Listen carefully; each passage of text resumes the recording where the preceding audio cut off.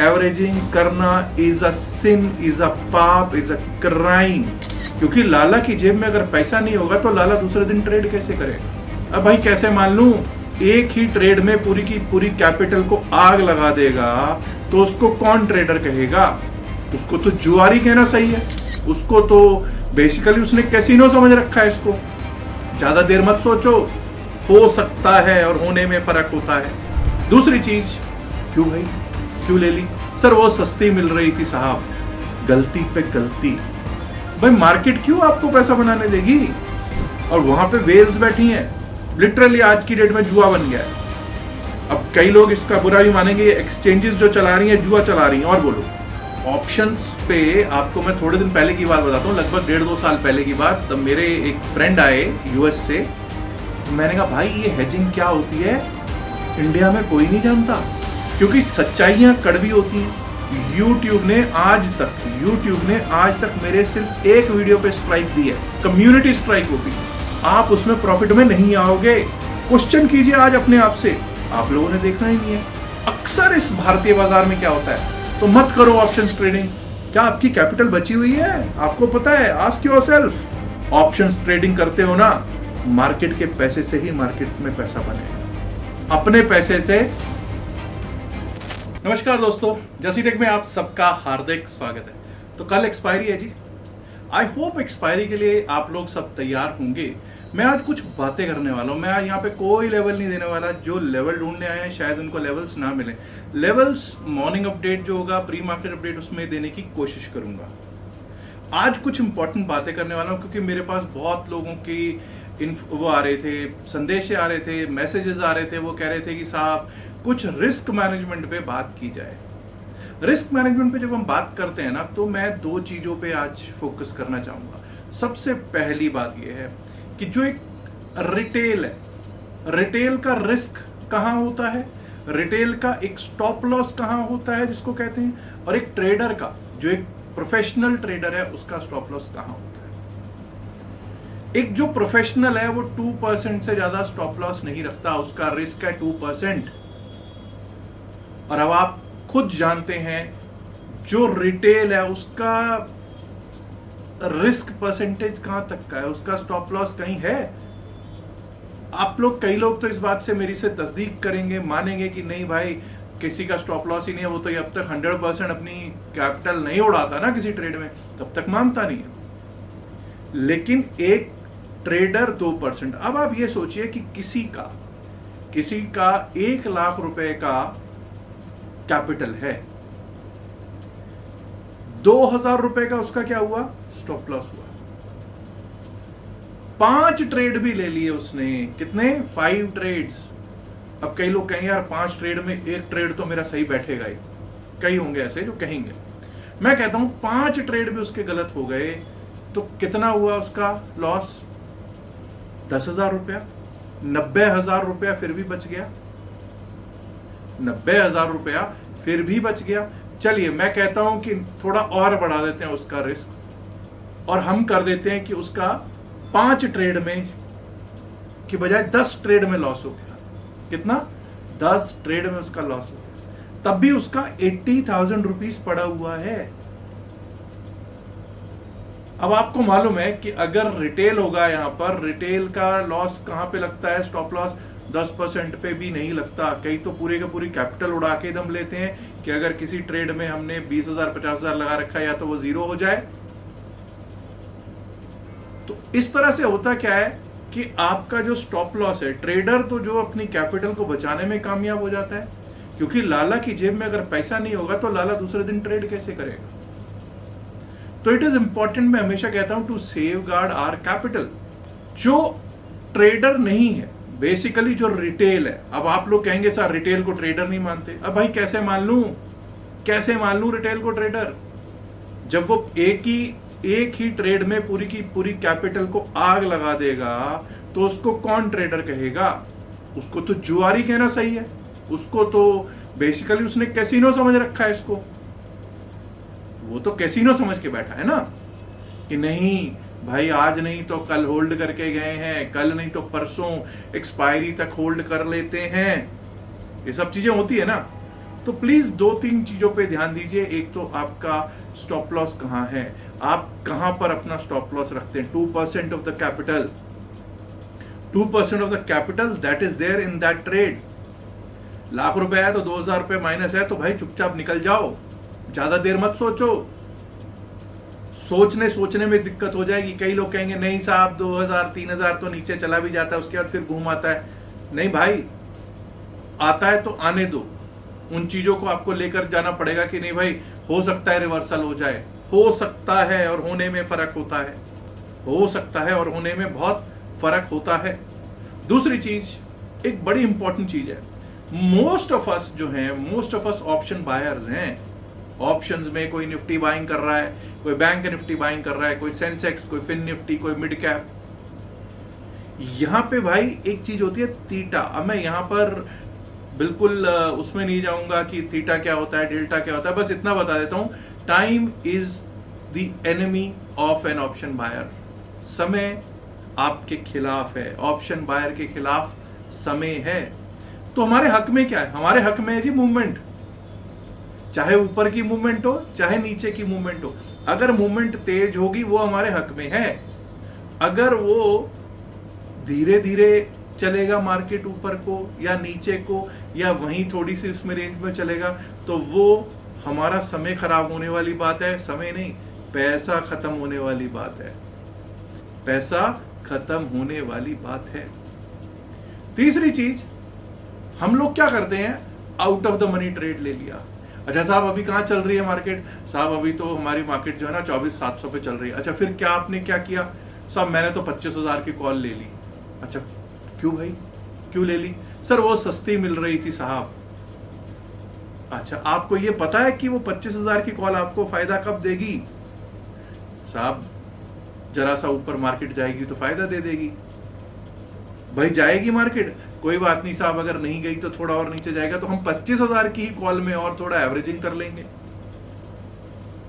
गलती पे गलती। पहले तो गलती क्या की, 25,000 की कॉल जब 24,700 पे है, already 300 point out of the money है। Already 300 point out of the money है। उसके बाद आप कह रहे हो अगर थोड़ा नीचे भी आ गई तब भी मैं एवरेजिंग पे एवरेजिंग करता जाऊंगा। गलती पे गलती करना, एवरेजिंग कभी नहीं करनी है। ऑप्शन बायर्स के लिए एवरेजिंग करना is a sin, is a पाप, is a crime. Out of the money call option, out of the money put option लेना बिल्कुल क्राइम है। ये गलतियां हैं। गलतियां करते जाओगे, उसके बाद कैपिटल खत्म करते जाओगे, और उसके बाद कहोगे सर ये मार्केट खराब है, ये मार्केट ही ऐसी है, मार्केट किसी को पैसा नहीं बनाने दे रही। भाई मार्केट क्यों आपको पैसा बनाने देगी?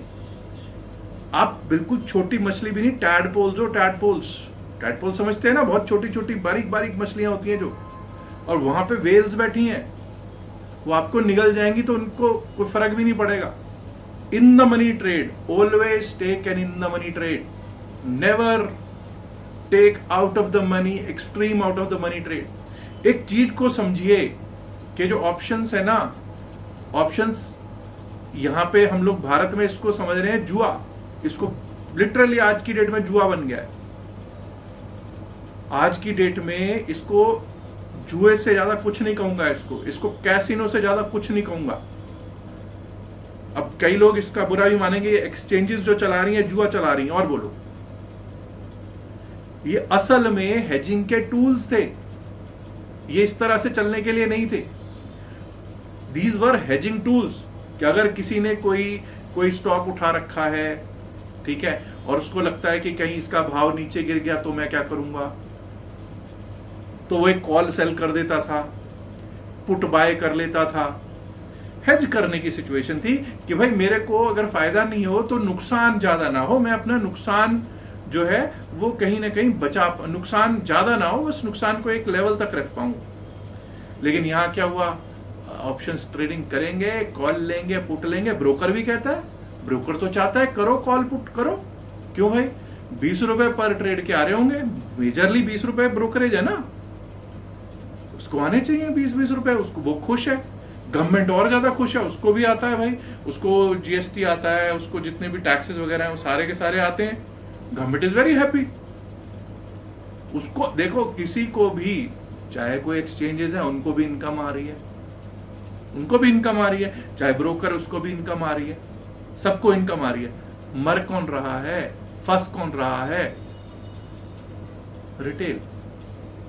ऑप्शंस पे आपको मैं थोड़े दिन पहले की बात बताता हूं, लगभग 1.5-2 साल पहले की बात। तब मेरे एक फ्रेंड आए यूएस से, वो कोई बहुत बड़ा ट्रेडर नहीं है, बिल्कुल नॉर्मल ट्रेडिंग करते हैं, और उनके साथ हम लोग 2-3 लोग बैठे थे, और हमारे ही एक मित्र, इंडियन मित्र ने उनको अपना दिखाया, देखो भाई आज बैंक निफ्टी की एक्सपायरी थी, मैंने इतना बनाया। तो ही आस्क्ड मी कि जसबीर यार एक बात बता, इस बंदे ने 3 ट्रेड लिए, 4 ट्रेड लिए। मैंने कहा हाँ। वो सारे के सारे बाय के ही ट्रेड्स थे। कहा हाँ जी ठीक है। वो तो इसने कोई भी पोजीशन हेज नहीं की, वो तो किस्मत इसकी अच्छी थी कि सभी पोजीशंस में इसको प्लस आ गया, इसकी एक भी पोजीशन हेज नहीं थी। तो मैंने कहा भाई ये हेजिंग क्या होती है, इंडिया में कोई नहीं जानता। हेजिंग के ऊपर उसने मुझे बोला कि भाई तू हेजिंग के ऊपर कुछ कर, क्योंकि हेजिंग हमने सीखी है भाई, हम करते हैं। हेजिंग के ऊपर मैंने कम से कम 2 से 3 वीडियोस दिए, आप लोग जाके चेक कर सकते हैं। Can you believe me, hedging के ऊपर जो वीडियोस दिए उस पर व्यूज ही नहीं है ज्यादा, कोई देखना ही नहीं चाहता। और हो सकता है इस वीडियो को भी कोई ना देखे, बहुत रेयर लोग देखेंगे, क्योंकि सच्चाइयां कड़वी होती हैं। हेजिंग करनी नहीं है क्योंकि आपको तो जुआ खेलना है। और उससे भी ऊपर बात बताता हूं, YouTube ने आज तक मेरे सिर्फ एक वीडियो पे स्ट्राइक दी है, कम्युनिटी स्ट्राइक, वो भी, और वो हेजिंग वाले वीडियो पे दी है। आप सोचिए, हेजिंग वाले वीडियो पे स्ट्राइक दे रहा है YouTube, और मैं उसके ऊपर जब उसको मैंने कहा कि भाई इसको रिव्यू करो, तो उन्होंने रिव्यू भी मेरा फेल कर दिया था। नहीं, रिव्यू पे भी कोई वो नहीं। मैंने कहा ठीक है भाई, यही चलन है, अब क्या कर सकते हैं, और यही लोग भी चाहते हैं, पीपल डोंट वांट हेजिंग। तो मैंने भी कहा भाई ठीक है भाई, जो कर रहे हो करो, लेवल्स जरूर शेयर करता हूं। अब दूसरी अगली बात आती है, इंपॉर्टेंट बात।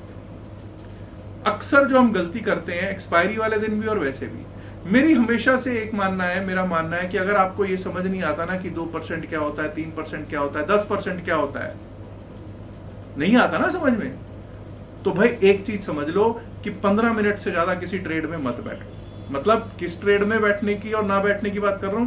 अगर आपने कोई ट्रेड लिया और फर्स्ट 15 मिनट्स में आप उसमें प्रॉफिट में नहीं हो ना, अगर पहले 15 मिनट आप उस ट्रेड में प्रॉफिट में नहीं हो ना, तो ये लिख के ले लो 90 to 95% टाइम्स आप उसमें प्रॉफिट में नहीं आओगे।